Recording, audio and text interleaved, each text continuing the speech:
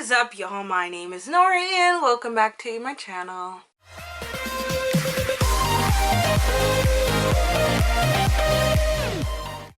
So today we are going to have the 2019 last library haul. Y'all, if you did not know me or if you're new to my channel, hello, I'm Nori. And if you are old to my channel, I've only been here for like 6 or 7 months, but you know what I'm saying is that majority of my reading does come from the library, and including audiobooks and ebooks and my manga, my graphic novels. Obviously I do have a pretty decent collection of books, but last year I spent a lot of money on books, so I was like, whoa girl, chill. So this year I dedicated myself to using a lot of my library, and I've had a couple of library hauls, but this one is the final one of 2019 because I'm planning to do things in December, and I'm pretty sure I'm not gonna check out any more books until January. So this haul is like, I have a couple of mangas, I have graphic novels, I have 2, regular novels. One is sci-fi and one is contemporary, I believe. And then I have like one nonfiction tutorial book. So if you are totally into that, then we are gonna start now. All right, so the first book that we're going to start, just to get it out of the way, is a nonfiction or how-to book, and that is Learn to Sew with Lauren. Now, this is a project that I want to do in 2020. I've always wanted to learn how to sew. I've always wanted to learn how to make my own clothes because the fashion out there, sometimes I love it and sometimes I don't like it. So I was like, well, if I don't like the clothes that they're putting out, why don't I make my own clothes? So it's a little project on 2020, or one of my goals for 2020 is how to learn how to sew. And this one's cool because, as you can see, it has a little templates up front and in the back, and it's going to be super cool. Like, it shows you how to make pillowcases and how to sew a button, which it's a skill that a lot of people don't know, but it is kind of essential. If you wear button down shirts, or if like I'm wearing a cardigan right now and if one of my buttons break, then I'm done for. So I don't know how to sew a button, and 2020 is going to be the project for that. Alright, so moving on to the regular chapter book. So one of the books that I picked up on a whim, it is Normal People by Sally Rooney. Now, I've seen this, I don't know if it's because of the ads. Sorry, the shine is gonna, okay there. I don't know if it's because of the ads or Instagram or Twitter, but I think it's a lot to do on Goodreads as well, but I've seen this book a lot. And I was like, well, okay, it's a fairly small book, and it talks about Marianne and Connell. Yes, Marianne and Connell, and it starts off, I think it's like their last year in high school, and it follows them throughout university. So the way to describe this book, it is a coming of age love story, but I believe in like university they have an attraction, but they don't really do nothing about it. So it kind of follows them, and then this has like family aspects too, which I'm a sucker for. So I was like, okay, well, this is a small book. I think I can get through this in like one day. And I don't know, I picked it up on a whim, and I hopefully like it. If you guys have read this, let me know in the comments down below, because I don't know, I've not heard not one single person talk about this on BookTube, but I've seen it everywhere. So I'm kind of excited to see where this takes me. Book that I picked out mainly because of the cover, but then I read the synopsis and I was like, yes. It is Star Wars Alphabet Squadron by Alexander Freed. Now, first of all, do you see this cover? Like, I'm hoping to like it because I need this in my collection, because I feel like I don't have a lot of orange books and I want to change that. And this one's like a light orange, like a pumpkin orange. Like, I'm rambling, I'm sorry. This is the best way to describe this. It is 5 criminals get picked out for a redemption story, and they get put into the Alphabet Squadron as pilots or fighters. And this is pretty much to see their second chance. So this is a ragtag group trying to do the right thing, but like they're all criminals. You know for a fact that it's gonna be a rough ride. And another trope that I love is just the ragtag group, like putting unlikely characters all together to solve something or for the greater good of something else. It's almost like DC's Suicide Squad. So this is DC Suicide Squad in the Star Wars verse, or in the Star Wars galaxy, which is super exciting. I have not heard of anybody talk about this book. It's a thick one. It's a chunker. Let's see. And no, it's not too bad. It's 408 pages, but it's not a tome, but it's almost there. So I'm excited to pick this up because I'm really into Star Wars. Well, the books in general, y'all. Alright, moving on to the graphic novels. I have volumes 1 and 2 of Moonstruck. This is done by the company Image Comics, and the author, it is Grace Ellis, I believe. Now, I saw these two, and if you did not know, Kaboom-a-thon is happening in less than 1 week, y'all. So prepare your TBRs. And I saw this, and I was like, well, I need it.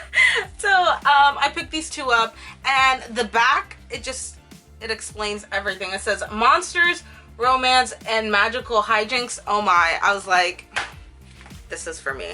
And this graphic novel and the next one that I'm going to show you, both of them have queer representation, which is super cool. And this follows Julie and Selena, and this is in a magical world. I believe Selena might just be human because they are living together, coexisting. Very cool. But Julie's a werewolf and she is normal. And for their first date, they go to this magician, but this magician messes with their best friend and everything turns to chaos. So they have to figure out a way to turn their best friend back to normal. And that sounds super cool and it's super light, and it's done by Image Comics, which is probably one of my favorite graphic novel companies ever. Next graphic novels that I picked up, 1 because of the cover and 2 because I've heard a lot of good things about it off of book 2, but I actually haven't heard anybody talk about this graphic novel as well, and it is The Backstagers, and the company is Boombox, which they're really cool too. I have a couple of their graphic novels and I've enjoyed it, and plus their art style is super cute. But you see these covers? Like, we love that. We love colors in our covers. Like, I'm such a sucker for good art and bright colors. It's not even funny. So this follows the character Jory. This is another one that has a lot of queer representation as well, and this follows the main character Jory, and he moves into, or he transfers to, an all-boys high school. And it kind of doesn't know where to belong until, you know, he does the backstage setup for plays and all that stuff. But what people don't know is that the backstage is almost like a portal where like magical creatures are backstage. So they come up with some like crazy problems, and while they're trying to do the set, they encounter like magical creatures, and it is one heck of an adventure. And I'm super excited to read this graphic novel, plus the cover, and just look at the back. Like, that's my color scheme right there. I love it, and I cannot wait to be reading this for a Kaboom-a-thon as well. I'm gonna have all the link information down below. Please do follow, and if you can join us, at least read 3 graphic novels, that is A1 sauce. You can also double up the challenges, so that is A1 sauce as well. Oh, and I totally forgot that I have one more graphic novel, and this one is a popular one, and that is Laura Dean Keeps Breaking Up With Me by Mariko Tamaki and Rosemary Valero O'Connell. Ooh, that's a mouthful, y'all. So this one, it is super popular as well, and I love the cover, and I love the art, and it's a cool story. Now, the story is not for everyone, because some people are like, meh, and then other people's like, oh my god, I love the story. And yeah, so the cool thing about this is that this is a black and white and pink. Like, all the art style is black, white, and pink, and this follows Riley and Laura Dean. Now, if if you couldn't tell, this one shows a lot of queer representation as well. And Laura Dean is a garbage human being and treats Riley like trash. So this book is, it's pretty much Riley, you know, you see her in a mentally abusive relationship. Like, Laura Dean is a horrible person, and she fights for Laura Dean, and she's like no, and she doesn't want to believe it, and it takes her on the journey for, you know, being in an abusive relationship, and you get to follow Riley. Now it's super cool to kind of see, you know, Riley come into her own and have a supportive friendship. There are trigger warnings for quite a bit, and the friendship group is really nice. But yeah, I enjoyed the story, and I give this a 4 out of 5 stars. This is not a review, I'm just showing you the book. But yeah, Laura Dean keeps breaking up with me. Alright, moving on to all of the mangas. I have 3 to show you with multiple volumes, and that we are going to start with The Water Dragon's Bride by Ray Toma. This is almost like Inuyasha, where she starts off younger. Now Kagome, obviously she didn't start off as a little girl, but our main character, Ashai, yes, Ashai, she is a little girl when she goes off to this lake. Let me fix this. She goes off to this lake and jumps into the lake and travels back in time to long time ago. So this is a portal fantasy, and she doesn't belong in the village, and things get dark in this book. I didn't really expect it to get super dark, but they do. So this is a portal fantasy, and the world that she travels to, there are different gods. Like, there's a water god, there is different gods in this book, and it is super interesting. I did read volume 1 and I was intrigued, so I'm gonna continue on with the series, and so far I am enjoying this. So yeah. Alright, the next manga, I want to say it is very popular amongst, you know, the manga readers, and I've never read it, and I can't believe I've never read it, but this is Horomia by Hiro Daisuke Hajiwara, and everybody loves this. Everybody loves this manga, and for good reason. Now this is a contemporary romance manga, and I would say it's on the slow burn side of things. This follows Hori and Miyamura, and obviously they're these two, and Hori is the super popular girl, and then Miyamura is the super quiet, almost like depressive emo dude.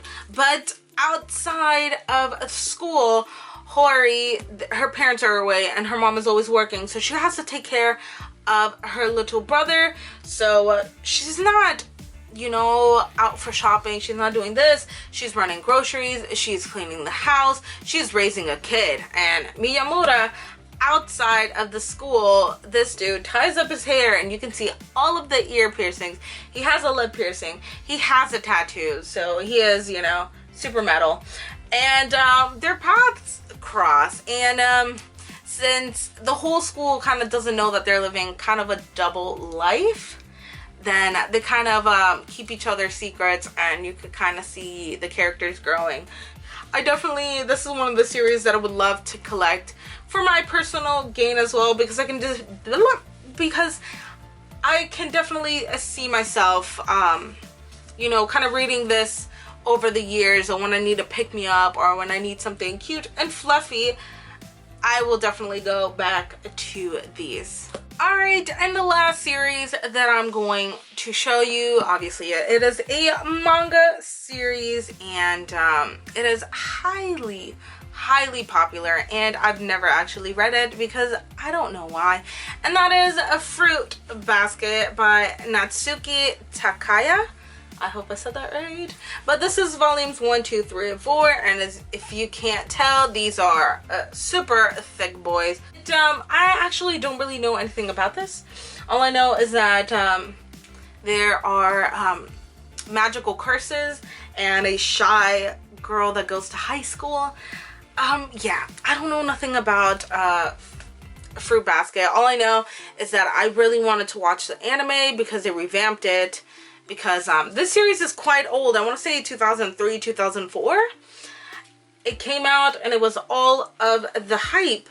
So I never read it when I was like in middle school, and now I want to watch the revamped version of the anime, but I was like, well, I kind of want to read the manga first because it's kind of fun reading the manga and watching the anime at the same time. So yeah, I have 1, 2, 3, 4 of Fruit Basket, which is again highly popular and well beloved series in the manga readers community as well, and I'm super excited to, you know, knock this series out. Alright y'all, and that is the end of my final library book haul of 2019.